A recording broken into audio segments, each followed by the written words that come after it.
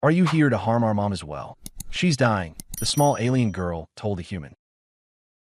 The glass corridor of Sector G9 carried the same sharp chill it always did, the kind that sank into the skin. Fluorescent strips hummed above, washing everything in sterile white.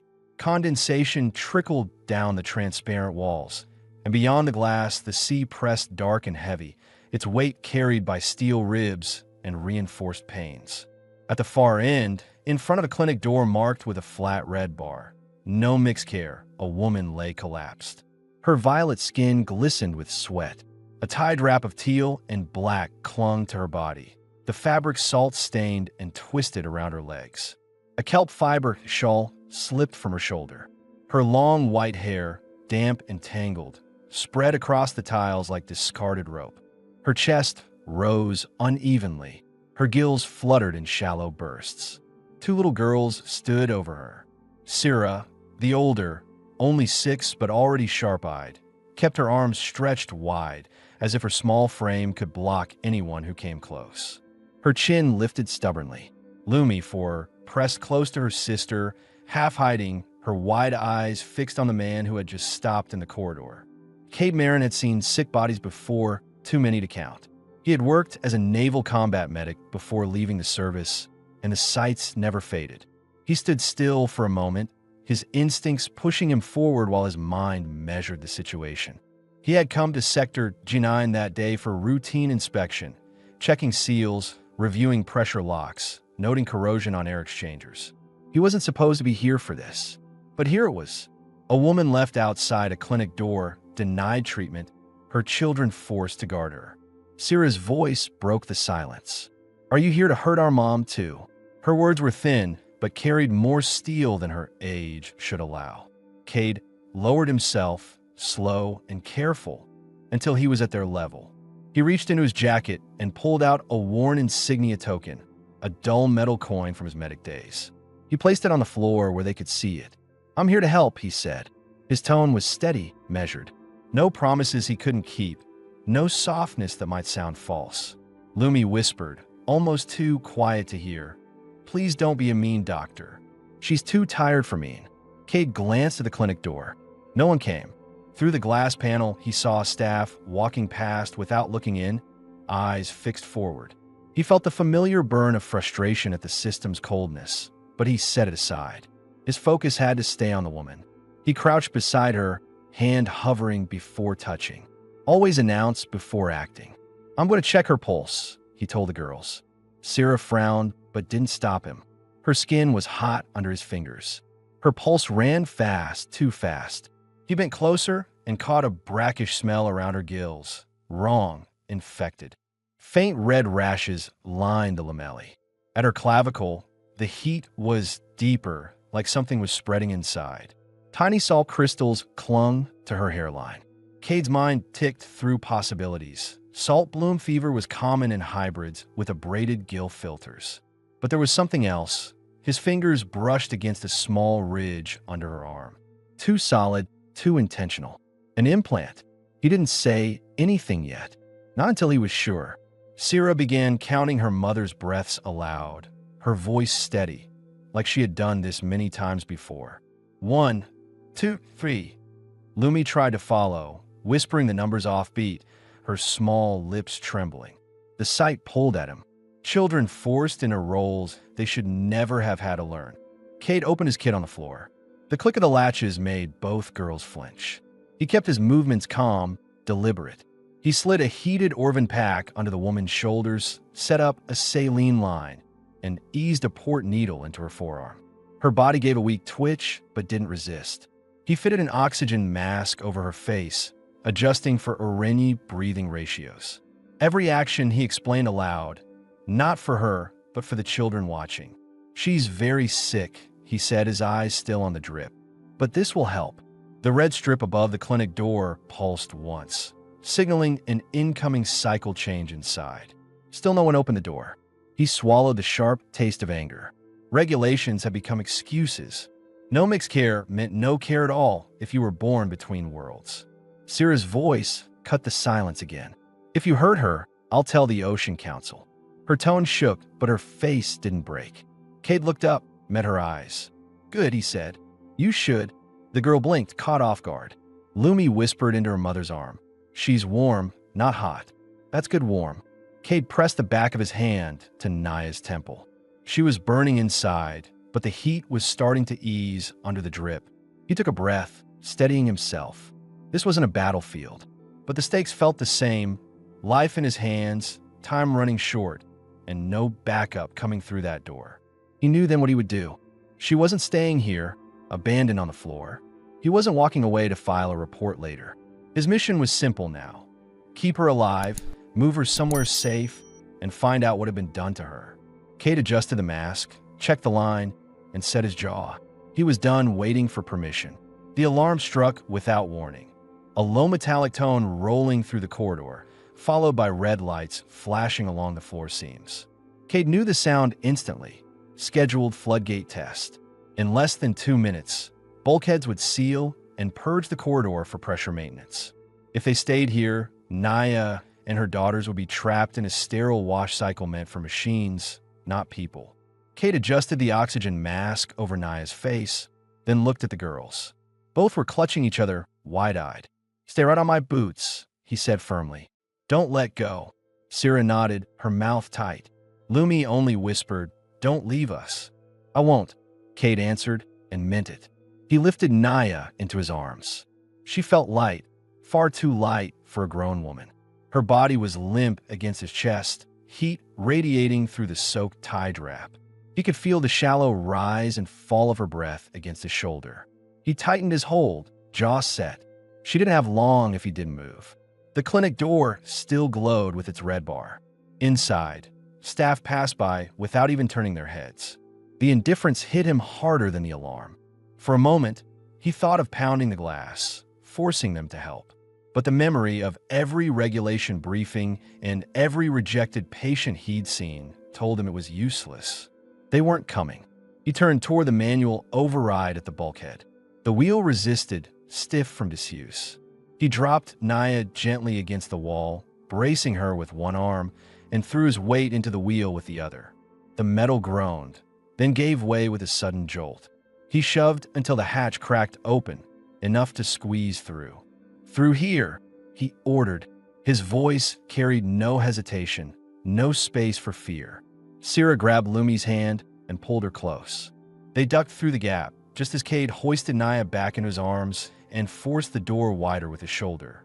The hatch scraped shut behind them, sealing the corridor off as the purge cycle began with a distant hiss. The service passage smelled of wet metal and brine.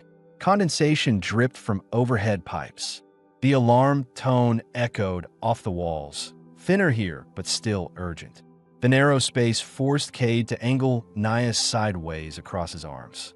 She stirred faintly, lips parting, a broken sound escaping her throat. He lowered his head, speaking quietly. "Hold on. Just hold on." Her eyes fluttered but didn't open. The girls hurried behind, their footsteps quick and unsteady. Sira's breathing was ragged, but she kept pace. Lumi stumbled once, and Sira yanked her back up without missing a beat. "You're strong like the dock cranes," Sira said suddenly, her voice carrying down the tunnel. It wasn't praise, it was observation, spoken with the seriousness of a child trying to measure safety. "Cranes don't say please," Lumi added softly. He said please. Cade's chest tightened, but he kept his focus forward. "One more door," he said, steady and calm. "Stay close." They reached the last hatch, a pressure lock with another stiff wheel. Cade shifted Naya's weight, wedging her carefully against his body, and drove his free hand into the release. The wheel resisted, then loosened with a snap. He shoved it open, shoulder slamming against the steel, and pushed them all through. The alarm cut out the moment the hatch sealed behind them. Silence fell, broken only by the soft hiss of mist. They had entered the humidity gardens. Tall glass walls rose around them, beads of condensation running like threads of water. Hanging mosses dripped from overhead pipes, and the air was damp and warm, heavy with a faint mineral scent. Beyond the glass, the ocean glowed faintly with drifting strands of bioluminescent plankton. The sudden quiet after the alarm felt almost unreal. Cade lowered Naya onto a bench. His inspection jacket went beneath her, a makeshift cushion against the cold metal. Her face was flushed, her gill lamellae torn and raw. The oxygen mask hissed gently. He opened his kit again, hands quick and precise. This was the moment to answer the question gnawing at him since he touched her arm. What exactly was wrong? Why had she collapsed so suddenly? His extractor tool gleamed under the white lights. He pressed it carefully into the ridge under her arm. The girls leaned in, watching. He explained without looking at them. There's something in here that shouldn't be. I need to take it out. Syrah's jaw clenched. If it hurts her, you stop. Kate's tone stayed even.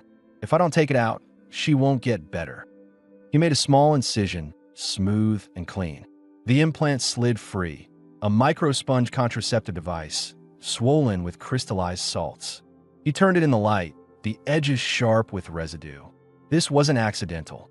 The dosage was far too high, deliberate. The girls didn't understand the details, but they understood enough. Lumi whispered, "Someone did that to her?" Kate nodded once. Yes. He sealed the incision and discarded the implant into a sharp's pouch. His anger he kept hidden. The only thing that mattered now was keeping Naya alive. He primed a new line and injected Narrated infusion, translucent green serum designed to kill salt-loving bacteria. Mist hissed from a handheld atomizer as he sealed her damaged gill tissue with a protective film. Slowly, her breathing deepened, steadier than before. The fever sheen on her skin dulled to a damp glow. Syrah stopped counting breaths. She bent forward and pressed her forehead to her mother's hand. "She's not slipping away," she whispered. Lumi touched Naya's wrist with 2 fingers. "Warm, not hot," she repeated. "That's good warm." Kate sat back on the bench, wiping sweat from his brow. The implant in the pouch still glinted with salt crystals. Whoever had placed it there hadn't meant for Naya to recover. That was the truth the clinic had ignored. He looked at the 2 girls huddled against their mother, their small faces drawn tight with fear and hope. He felt the weight of his decision settle on him. This wasn't inspection duty anymore. He had stepped into something else, something that wouldn't let him walk away. Cade's loft sat along one of the higher glassway levels, a narrow space overlooking the endless sea outside the dome. The walls were mostly transparent, floor to ceiling, the ocean pressing close, dark blue threaded with faint glimmers of drifting plankton. At this height, the hum of maintenance drones brushing moss from the dome was constant, a low vibration that rattled the glass in soft intervals. He carried Naya up the last set of steel steps, her weight against his chest still far too light.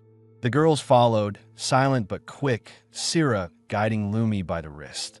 When he keyed the door panel, the lock disengaged with a soft click and the loft opened to reveal a compact but orderly interior.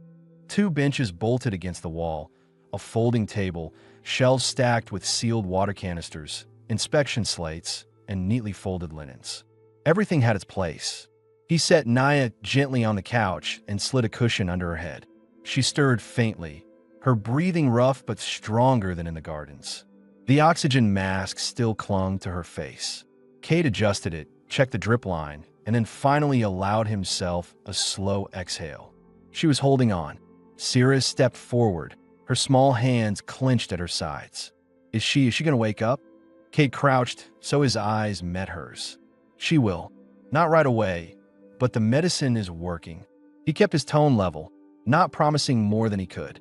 Lumi tugged at his sleeve, voice trembling. She won't leave us, right? He looked at both girls. He saw the fear carved deep, the way they braced themselves for disappointment. He couldn't give them lies, but he gave them what he could. Not if I can help it. That was enough to keep them steady. Syrah pressed her lips tight, nodded once, and pulled Lumi down to sit with her on the floor near their mother. Cade moved to the small galley alcove, opening storage drawers. Inside were the rations he lived on, vacuum-sealed Tauric root crisps, packets of dried kelp broth, Ferlin seed coffee, a single carton of Larn fruit nectar he'd picked up from the docks the day before. He heated water in the wall unit and poured the nectar into 2 cups, placing them on the floor beside the girls. Drink slowly. You both need it. They drank without protest, the sweetness calming them. He turned back to Naya. She looked fragile under the harsh overhead lights. Her violet skin, now damp rather than burning, still showed the rash along her gill lines. The infusion line pulsed green as it cycled into her body. Her tied wrap, still wet and salt-crusted, clung to her uncomfortably.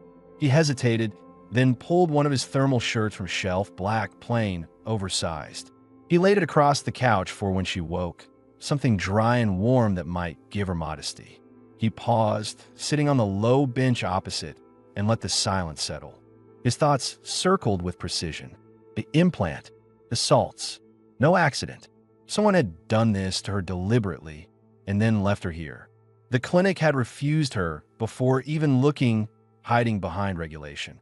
He filed away every detail in his mind. Serial numbers, dosage, her physical reaction. He would enter it all formally later, but in his head the case was already being built. Minutes stretched. The room warmed with the hiss of the galley unit. Steam fogged the glass wall, blurring the outlines of manta-like shapes gliding past outside. Then Naya stirred. A faint groan, a shift of her head against the cushion. Her eyelids fluttered, then opened slightly. Her gaze was unfocused, but she was awake. Cade moved immediately to her side, lowering his voice. "You're safe. You're in my home. Don't try to move yet." Her lips parted dry. Her voice rasped weak. Why help me?" Cade didn't flinch. "Because you needed it. That's enough." Her eyes drifted to the girls. Sarah leaned forward quickly, gripping her mother's hand. "Mom, he made you better." Lumi clutched the edge of the couch. "And he gave us nectar." Naya's gaze moved back to Cade, suspicion mixed with fragile relief. She looked at the black thermal shirt lying across her legs, then back at him. "This yours?" "Yes," he said simply. "Wear it when you're ready. You're soaked." Her throat worked as she swallowed. She seemed about to argue, then only nodded faintly. Her strength was too low for anything else. Cade turned back to the galley, poured himself Ferland seed coffee, and ladled out thin kelp broth into a small bowl. He carried it to her, holding the spoon steady near her lips. "Sip. It'll help." She hesitated but drank. The warmth seemed to ease her immediately, her shoulders sinking into the cushion. Sarah looked up at Cade, studying him. "You're not like the clinic people." Cade raised an eyebrow. "How so?" "They didn't even look at her," Sarah said, her voice hard for a child. "You did," Lumi added softly. "Also, his shirt is soft. You can keep it, Mom." That broke the tension. Naya's lips curved into the faintest, fleeting smile before she leaned her head back, exhaustion pulling at her again. Cade set the empty bowl aside and glanced at the implant sealed in the pouch on the shelf. He would report it, but right now, this was the mission: keep her alive through the night. He had the training. He had the tools. And now, whether he planned it or not, he had the responsibility. The loft grew quiet again. Outside, the ocean shifted darker, the glass fogged with the warmth of the room, and inside a fragile rhythm formed. Naya's steadying breaths, the girls whispering to each other, and Cade watching, calculating, planning what came next. The next morning, pale bands of blue light filtered through the glass wall, glowing from bioluminescent plankton drifting outside the dome. The loft was quiet except for the soft hum of maintenance drones sliding past, their brushes scraping moss from the outer surface. Condensation streaked down the glass, catching the glow. Inside, the air smelled faintly of brewed Ferland seed coffee and salt from damp linens hung to dry. Cade sat at the folding table, his inspection slate open. On its screen, the implant he had removed was magnified and displayed in detail. A micro-sponge contraceptive device. Serial number, batch code, dosage markers. The data didn't match standard issue. The dosage line was far above safe limits, recorded in the embedded chip. Someone had altered it before implantation. His jaw tightened as he confirmed what his instincts had already told him. It was sabotage, deliberate and cruel. Naya stirred on the couch, shifting under his thermal shirt. It draped loosely over her frame, long enough to cover her thighs. Her violet skin no longer burned with fever. The rash along her gills had faded to faint traces. She pushed herself upright slowly, supporting herself with one hand against the cushion. The girls had curled up on the floor beside her during the night. Now, Syrah sat up straight the moment she noticed movement, her braid messy but her eyes sharp. Lumi blinked awake, rubbing at her bioluminescent tear flecks with a small fist. "Easy," Kate said, rising from the table. "You're still weak." Naya's eyes moved to the slate on the table, then to the sealed pouch holding the implant. Her lips pressed tight. "That was inside me?" "Yes," Cade replied. He kept his tone flat, factual. It wasn't failing on its own. Someone tampered with it. Syrah frowned, confused. "What do you mean?" Cade crouched beside them. He spoke carefully, not softening the truth, but shaping it so the children could follow. That device was supposed to regulate her body safely. Instead, it was loaded with salts that damaged her gills and made her sick. Someone set it up that way. Lumi's small voice trembled. "But why?" Naya's gaze dropped to the floor. She pulled the shirt tighter around herself. Her voice was hoarse but steady. "Because he didn't want me to be a burden." The silence that followed was heavy. Syrah's fists clenched at her sides. "You mean him?" Naya nodded once. Her expression was rigid, but her eyes betrayed the hurt underneath. "He called me broken, said I was no use if I couldn't give him more children. He wanted me weak." Lumi whispered, "That's mean." Then, firmer, as if correcting her own words, "That's evil." Cade felt anger surge through him, but he kept his posture composed. He didn't need to shout or curse.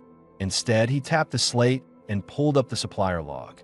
"The implant batch ties back to a private order," he said. "Your ex-husband's ID appears in the registry." He let the words sit there, unembellished. Facts carried more weight than outrage. Naya's breath hitched, not from surprise, but from confirmation. She had suspected. Now she knew. She looked down at her hands, violet fingers trembling against the fabric of the shirt. Her voice dropped to a whisper. "I thought my body was failing. I thought it was my fault." "You were poisoned," Cade said bluntly. "That's the truth." Her shoulders shook once, a sharp exhale between grief and fury. Syrah climbed onto the couch beside her, wrapping thin arms around her waist. "You're not broken," she said fiercely. "You're our mom. You're strong." Lumi mirrored her, pressing her cheek against Naya's side. "Blue tongues mean safe. That's my rule." The corner of Naya's mouth twitched. A fragile smile broke through, brief but real. She held both girls close, her body trembling less. Cade closed the slate and set it aside. He wasn't here to dig into her past with accusations. He was here to keep her standing now. "I filed a misconduct report with the clinic," he said, "and a tampering notice with the registry. It will be investigated." Naya's head lifted slightly. "That will change nothing. It will put the truth on record," Cade countered, "and it makes sure he can't hide it." She studied him, suspicion still in her eyes. Men had promised her many things before, but his tone wasn't dressed in pity or persuasion. He was matter of fact, like filing a report was as natural as repairing a pressure valve. The silence broke when Cade placed a small plate on the table. Thin slices of Tauric root crisps, still warm, their salty smell sharp in the air. He poured cups of warm Lar nectar for the girls. They rushed to the table, eager hands reaching. For a moment the room filled with their chatter. "Stick out your tongues," Cade said suddenly. The girls blinked, confused. Then he handed them each a Skellen sugar pearl from a pouch in his pocket. They popped them into their mouths, and seconds later their tongues turned bright blue. Lumi laughed, the sound high and bubbling. She opened her mouth wide to show the color. "Blue tongues means safe." Syrah laughed too, though she tried to hide it, covering her mouth with her hand. Naya stared at them, then let out a sound halfway between a sigh and a laugh, shaking her head. For the first time, the tension in her shoulders eased. Cade watched the three of them, silent. He felt the weight shift in the room. Fear hadn't vanished, but it no longer owned them. Naya's breathing was steady, her gills opening and closing without pain. For the first time since he'd seen her on the corridor floor, she didn't look like she was slipping away. The loft smelled of damp linen and warm broth by the following evening. Naya could sit upright on her own now, though her movements were slow and deliberate. The fever had broken completely, leaving only a faint red mark along her gill lines. The oversized black shirt still draped over her, dry and soft, making her look smaller but steadier. Her tie strap hung cleaned and drying by the glass wall. Cade moved around the loft with his usual economy of motion. He had started pulling out shallow trays from storage, setting them near the wide glass wall where the light from the drifting plankton was strongest. The girls watched curiously as he filled each tray with damp moss and tiny filter reeds. "What's that for?" Syrah asked, perched on a stool with her arms crossed, acting older than she was. "A tide garden," Cade answered without pausing. "These reeds will clean the air and help with humidity. You'll be able to taste the difference in the water. Can we help?" Syrah pressed, sliding off the stool. Cade pointed to a small coil of tubing. "Thread that line through the drain hole. Make sure there's no air bubbles." Syrah bent down, tongue between her teeth, working with clumsy determination. She repeated each step back at him like a checklist, confirming she'd done it right. Cade gave a short nod. She grinned in triumph. Lumi crouched by the trays, poking one of the reeds with a tiny finger. "What's this one's name?" Cade looked down at her. "They don't have names." "They need names," Lumi said matter-of-factly. She tapped the moss. "This one is Tala. That one is Greenie." Cade allowed the faintest exhale of amusement. "Fine. Keep track of them, then." Naya watched from the couch, her chin resting on her hand. For the first time, her face softened without strain. She seemed surprised by the sight of her daughters working without fear, absorbed in something ordinary. Her gaze shifted to Cade, lingering as he leaned over the trays, steady and calm. Later, as the girls argued quietly about plant names, Naya rose carefully and walked to the drying line. She lifted a sea linen cloth, reaching high to clip it back into place. The shirt slid along her thigh as she stretched, exposing the faint line of bioluminescent freckles at her collarbone. Cade stepped forward to help, reaching for the other end of the cloth. Their hands brushed. Neither pulled away. The contact held for a breath too long before they both continued the task without a word. At dinner, Cade set out bowls of broth and thin slices of Zyron tart. The girls ate quickly, dipping Tower crisps despite Naya's quiet protest that it was wrong. Cade raised an eyebrow. "I'm a free man. I'll dip what I like." Naya's lips curved faintly, the closest thing to a smile since she'd woken. She shook her head, but said nothing more. The girls sprawled on the couch after eating, their legs tangled, giggling about blue tongues from earlier. Lumi whispered rules she made up on the spot. "If your tongue's blue, you can't go to sleep yet." Syrah rolled her eyes, but didn't argue. Cade cleared the table, stacking bowls with practiced efficiency. Naya joined him, insisting softly, "I can do it." Her hand brushed his again as she passed him a bowl. This time, her fingers lingered for a second longer before she let go. He said nothing, but his eyes held hers longer than politeness required. When the lights dimmed, Cade unrolled a blanket on the couch. He didn't ask. He simply made his place there, leaving Naya and the girls the bedroom. As he sat down, Syrah spoke into the quiet. "If you ever turn mean," she said firmly, "we'll leave." Cade glanced at her, unflinching. "That's fair." Lumi, half asleep, murmured, "He won't." Warm people stay warm. The room fell into silence, broken only by the distant hum of drones and the faint lapping rhythm of water beyond the glass. Naya lay awake longer than the children, her eyes shifting to Cade stretched on the couch. His posture was relaxed but alert, like a man who never truly let go. She watched him until her eyelids grew heavy. For the first time in weeks, her breathing came easy. The morning air in the loft was warmer than usual. Steam clung to the glass wall, fogging the view of the deep blue ocean outside. Naya sat at the folding table, wrapped in Cade's shirt. Her long white hair, still damp from washing, fell over her shoulders in uneven strands. She stared at the inspection slate lying open in front of her. The implant's data glowed across the screen. Dosage numbers, batch ID, registry source. Proof. Cade leaned against the counter, arms crossed, watching her carefully. He had explained it the night before, but now she saw the evidence herself. The figures weren't abstract. They were undeniable. Her lips parted slightly, her voice hoarse. It wasn't my body. It was him. Kate gave a single nod. Yes, he had the implant altered. The salts poisoned you. Naya closed her eyes for a moment. Her fingers tightened on the shell bead loop she always kept nearby, pressing the beads so hard in her palm that her knuckles turned pale. She drew a slow breath and opened her eyes again, not tearful, but sharp. I lived thinking I failed, that I was weak, that my girls would lose me because I couldn't hold on. Her voice broke slightly, but she didn't look away from the screen. Cade pushed off the counter and sat across from her. His tone was calm, deliberate. You were never weak. Someone rewrote the story and left you to carry it.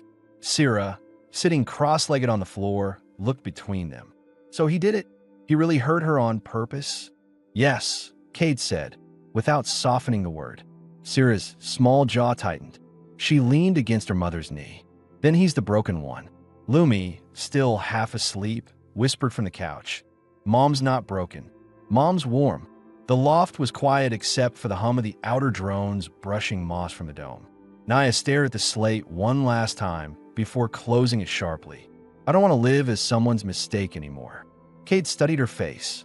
She wasn't asking for comfort. She was stating a decision. He reached into his jacket and pulled out a folded form. The edges were worn from being carried too long. He laid it flat on the table. The header read, Shared Quarters Family License. Naya blinked at it, unsure. It isn't a trap, Cade said, his tone firm, steady. It's a key. With this, your names go on the lease. Services, supplies, protection. No one can deny you a bed or food rations. It means you belong here, not outside a clinic door. She stared at the paper, fingers hovering above it. And if I refuse? Then nothing changes, he answered. You stay as long as you want. My door won't close. Her eyes searched his, wary, expecting the hidden demand that always came with offers. But his gaze didn't waver. He wasn't bargaining. He was laying down structure, the way he always did, direct, practical, no performance. Syrah climbed onto the bench beside her, leaning close. Mom, can we write our names on the cups? I want to. Naya's hand trembled just slightly. Slowly, she pulled the shell bead loop from her lap, the same bead she had clutched since arriving. Without a word, she rose and walked to the door. She hooked the beads on the metal latch, letting them hang where anyone entering would see. Her shoulders lifted and fell with emotion, her breath heavier than the simple act required. When she turned back, her voice was steady. That's how my mother marked a home. The girls rushed to the table, grabbing the grease pencil. Syrah scribbled her name in large, uneven letters on a tin cup. Lumi tried, her letters crooked, then drew a crooked heart beneath them. Both of them laughed, relief more than joy. Kate stayed seated, watching Naya. For the first time, she met his gaze without suspicion.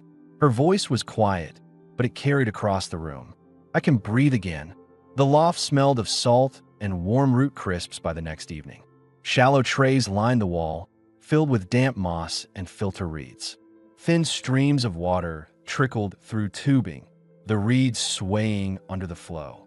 The Thai garden was alive, its faint green tint adding a softness to the air. Syrah crouched in front of the trays, counting each reed like she was inspecting soldiers. 1, 2, 3. Her voice carried a rhythm of focus. Lumi sat beside her, giving every sprout a name. This one is bluey. That one is shiny. She tapped her chin, then declared, this one is warm because it looks warm. Cade adjusted a valve, kneeling at the end of the line. He gave the wheel a careful twist until the water flow smoothed into a steady drip. Good, he said, glancing at Syrah. No air bubbles this time. You checked right. She grinned, proud, and nodded sharply. I know. Naya leaned against the counter, her long hair falling in damp waves over his black shirt, which she still wore. She watched the girls, then shifted her gaze to Cade. There was something different in the way she looked at him now, less guarded, more certain. Her breathing was easy, her gill lines opening and closing in a smooth rhythm that hadn't been possible days before. At the galley, she worked with steady hands, slicing preserved larn fruit and folding it into warm flatbread. The shirt slipped slightly off one shoulder as she leaned, revealing the faint line of freckles glowing at her collarbone. She didn't fix it. Cade walked past her to place tools back in storage, and his forearm brushed her shoulder lightly. Neither pulled away. Dinner was simple: bowls of broth, flatbread with fruit, and thin slices of Zyron tart for dessert. The girls ate quickly, dipping Tauret crisps despite Naya's frown. "Dipping is wrong," she said, shaking her head. Cade tore his crisp in half, dipped it deliberately into the broth, and ate it without breaking eye contact. "I'm free to dip what I want." Her lips twitched, betraying a small smile. She looked away, but the warmth stayed on her face. The girls sprawled on the couch afterward, their legs tangled, their heads at opposite ends. Lumi whispered rules, as if inventing a game. "Blue tongues mean we're safe. If you don't have blue, you have to share your tart." Syrah rolled her eyes, but let Lumi place half a tart on her stomach. Both of them dissolved into quiet laughter. Naya collected bowls from the table. Cade stood to help, but when their hands met on the same dish, hers lingered. She looked up at him, her eyes steady. No fear this time, only something quieter, testing, searching. His hand didn't move. Their fingers pressed together for 2 breaths, then released. Later, the loft dimmed. Outside, the ocean deepened into violet, streaked with drifting lines of plankton. The drones moved past like slow shadows, their brushes scraping faintly against the dome. Syrah, still awake on the couch, spoke into the half-dark. "If you ever turn mean, we leave. That's the rule." Cade adjusted the blanket on his shoulders, sitting on the couch opposite her. "That's fair," he said evenly. Lumi's voice was soft, drifting into sleep. "He won't. Warm people stay warm." Silence settled again. Naya stood at the glass wall, the bead sheet hung at the door glinting faintly behind her. She stared out at the dark water for a long time before stepping closer to Cade. She didn't speak. She simply leaned her shoulder against his, letting her weight rest there. He didn't move away. His hand rose, resting lightly at the small of her back, steady, firm, protective. She let out a breath that seemed to release more than fatigue. The loft was still. The girls slept soundly, the tide garden dripping its steady rhythm, the ocean pressing quiet and endless beyond the glass. Inside, for the first time, the room felt less like a shelter and more like a home. Morning came with a faint golden glow from the biolights outside, softening the usual cold blue of the sea. The loft was warm, the air filled with the smell of broth reheated from the night before and the faint sweetness of dried Lauren fruit warming in the galley unit. The tide garden trays whispered with steady drips, reeds swaying gently under the slow current. Naya stood by the glass wall, steady on her feet, her long white hair drying in loose waves down her back. She no longer looked fevered or fragile. Her gill lines opened and closed with calm rhythm, no trace of strain. The oversized shirt still draped over her, but now she wore it with quiet confidence rather than necessity. Her gaze shifted from the endless dark water outside to the small signs of life within the loft, dishes stacked neatly, the girls sleeping tangled together, Cade checking the seals on the storage canisters with habitual precision. When Syrah stirred awake, she sat up and immediately asked, "Do we still live here?" Her voice was testing, like she feared it could vanish overnight. "You live here," Cade answered without hesitation, his tone steady, final. "This is your home." Syrah glanced at her mother, as if seeking confirmation. Naya gave a single nod, her lips pressed but her eyes softer than before. Lumi sat up next, her hair sticking in every direction. She blinked and declared, "If it's home, then we need rules." Syrah groaned, "Not your rules again." But Lumi pressed on. "Rule 1, blue tongues mean safe. Rule 2, no mean people allowed. Rule 3, she paused dramatically, then finished, always eat the last tart together." Cade hid the faint curve at the corner of his mouth as he set a small plate of Zyron tarts on the table. He cut them into 4 neat portions without comment. Naya moved closer, leaning against the counter as he worked. Her voice was low, not questioning anymore. "You've given us more than shelter." He looked at her briefly, gray eyes steady. "I only did what should have been done." Her gaze didn't leave his. No one else did. The girls hurried over, tongues already blue for the sugar pearls he'd given them earlier. They ate the tart, laughing at each other's stained mouths. The sound filled the loft, replacing the silence that had haunted them in the clinic corridor days ago. When the laughter faded, Naya stepped to the door. She touched the shell bead loop still hanging from the latch, then turned back to him. This is home now, not just for them. For me. Cade crossed the room and stood beside her. His hand rested lightly at the small of her back, not pushing, not demanding. Just there. She leaned into him, her shoulder against his chest, steady and unafraid. The girls climbed back onto the couch, still giggling, crumbs of tart on their fingers. Sira announced, "We should write all our names together this time." She grabbed the grease pencil and scrawled across the inside of the door. Sira, Lumi, Mom, Cade. Lumi added a crooked heart underneath. Naya looked at the words, then at him. Her voice was steady but soft. Now it's real. Outside, the ocean shimmered violet with drifting strands of light. Inside, the loft was warm, the air alive with small sounds, water dripping, the girls whispering, the hum of drones in the distance. Naya's gills moved easily, her body no longer fighting for breath. Cade kept his hand at her back, solid and calm. The girls' laughter rolled through the space, and Naya finally allowed herself to smile without restraint. Days had passed since Naya hung the shell bead loop on the door, and the loft no longer felt like a borrowed space. The Tide Garden trays had taken root, reeds swaying gently under the slow water flow, their faint green glow softening the room. The girls had claimed corners as their own. Sira had lined small shells across the window ledge in perfect order, while Lumi had drawn crooked stars on the storage canisters with a grease pencil.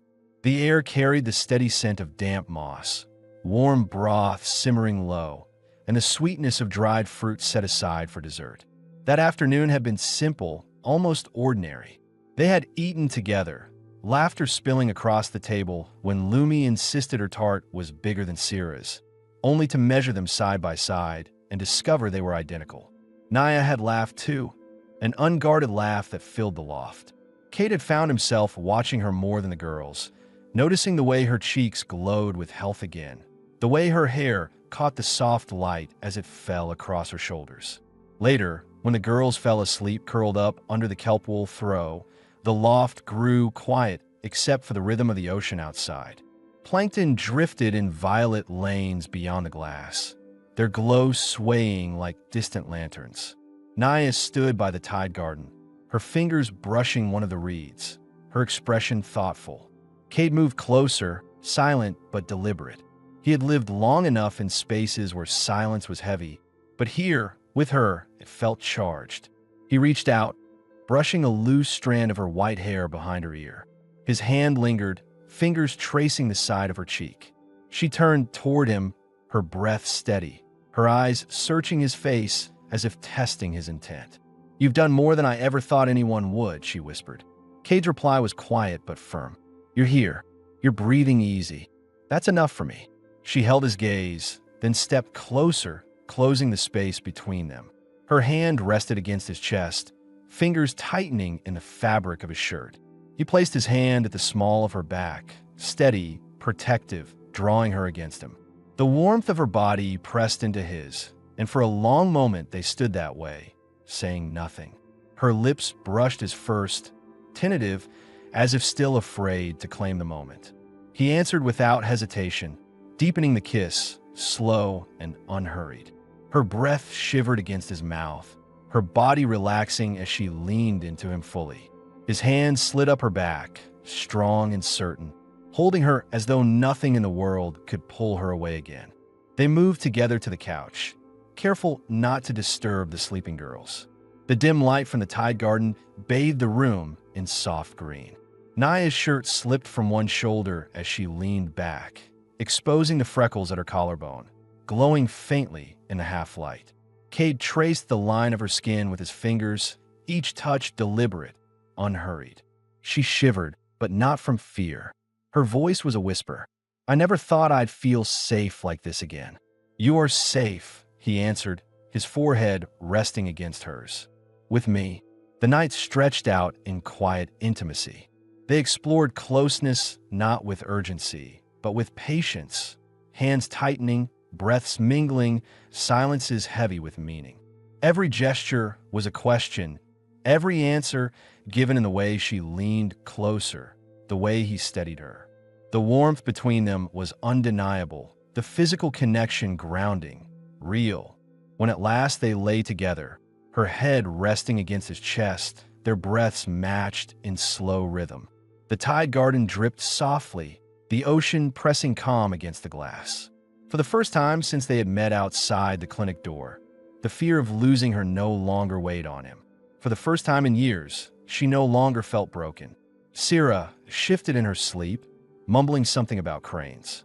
Lumi rolled over, one small hand hanging off the couch. Neither stirred. Naya lifted her head, her long hair spilling across his chest. Her voice was faint, but it carried conviction. This is home now. Cade pressed his hand against her back, firm and steady. Yes, it is. Outside, the sea glowed violet and green. Inside, the loft held the warmth of bodies tangled together, the sound of children sleeping, and the quiet certainty of a family finally whole.